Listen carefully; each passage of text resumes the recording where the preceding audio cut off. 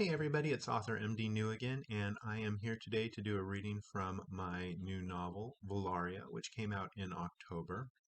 And I'm really excited about this book because it is the first book with my new publishing house, Spectrum Books, which decided to take a chance on this story, and I couldn't be more pleased. The story itself is Volaria, and this is the book itself. It's about vampires in space, I guess you'd say. I really love this cover. I'm very, very proud of it. I think it looks great. So a little bit about the book itself. So here is the blurb. Humans are no longer alone. They have been joined by Arcanes, Lycans, and vampires. It's been over 100 years since the Earth went through the shift. Where once almost 8 billion people lived, the population now holds at 4 billion. But that wasn't the only change. No one anticipated the branching of the human DNA to produce new species of humans. Arcanes, Lycans, and vampires are hidden throughout the genome, awaiting puberty before they manifest distinctly unhuman abilities. Finally, the new species of man were welcomed, no longer studied or treated as outcasts by most. People accepted these new humans, and they integrated into society, albeit not easily. This allowed the UN government to focus on colonizing space in order to secure a future for all. Risks remain, however. Permitting a vampire to feed from you can cause shared memories. Tobin Corison took such a risk. He resides in a newly reopened district of San Jose, California, where his family's home once stood. He lives there with his friend Mikkel, a Lycan, and their dog Bager. Instead of making his mandatory monthly donation at the government blood banks for the vampire community, Tobin decides, with the help of his therapist, to visit Biter, a vampire spa. The spa allows vampires to feed from humans directly while providing spa and sexual services, granting the donor a 3-month reprieve from their required donations. Tobin's encounter at Biter opens a window to his past and an experience he had as a child on the moon. Questions abound as he tries to unravel his past and make sense of his life. So that's a little bit about the book itself. Again, this is my novel Volaria that I'm going to be reading from. This is also a little bit darker of a story, so it's unlike anything else that I've written if you're familiar with all my other books.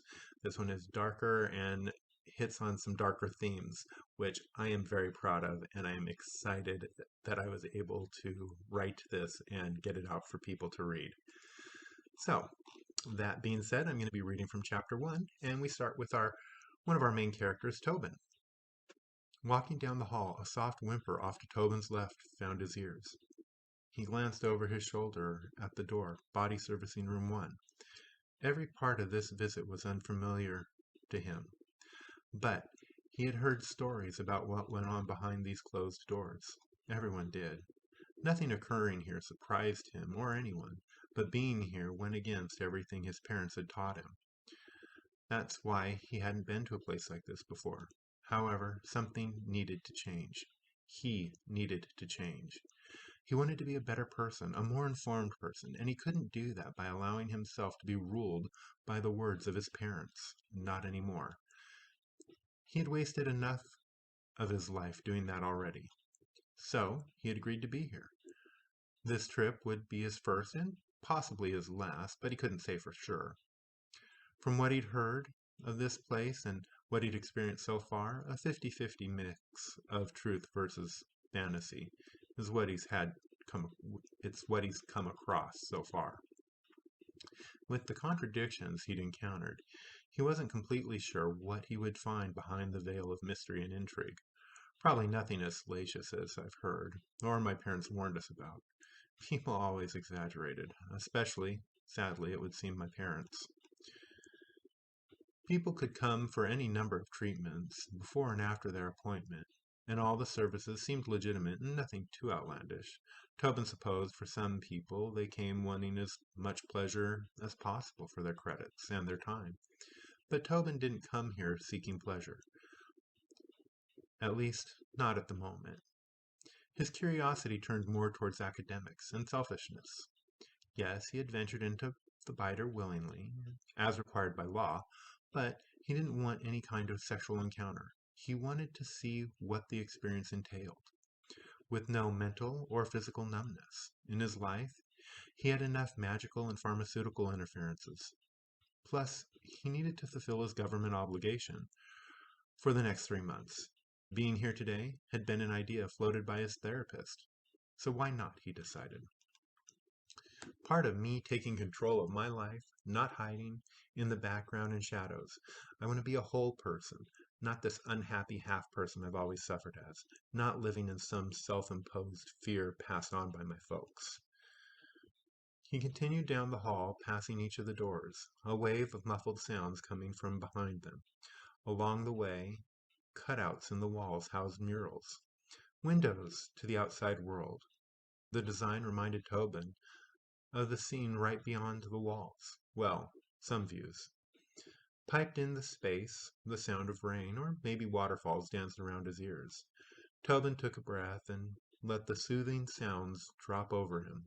His heart rate relaxed as he focused on what he saw. Memories flashed before him of a bright day hiking in the foothills, a foggy day along the coast, walking through the mighty redwoods. The effect? A momentary relief. Tobin arrived at the last door, body servicing room 7. He gave the direction he came from one more glance. Am I ready for this? Can I put myself through this? What if my parents were right about them? And they affect my mind? He exhaled deeply, about to find out. From the appearance of the facility, including this hall, every spot warmly lit and welcoming, pushed his worry farther behind. Biter was nothing like the mental images his mind had created. The facility wasn't dark and dirty, with the smell of blood and sex filling the air. There were hints of jasmine dancing around his nose, along with a few other complementary scents he couldn't quite pinpoint. The soothing aromas helped people, and him, relax and enjoy. He spared a moment to regard the wall he faced. There were bright colors reflecting an outside world that had no resemblance to the world he passed getting here. The cityscape with the mountains in the background showed a municipality which hadn't grown up yet, becoming what they lived in today. 2 freeways had bordered most of the area once considered downtown, and the heights of the buildings were nothing like what they were now. These images, as pretty as they were of a world that didn't exist anymore. Well, not in the way shown. Everything had changed since the shift. This was part of the world my great-grandfather grew up in. He thought of the memories and the stories of his great-grandfather that he would tell him of the world before, how everyone assumed they were destroying the planet. His great-grandfather would say, people back then believed they were all powerful. Humanity held domain over the planet, but the reality was the planet held domain over them. The planet, being their only home at the time, proved humanity's hubris wrong. He would tell Tobin he was grateful for this shift and what the change had done for everyone. How in the end what the earth taught them all was humility.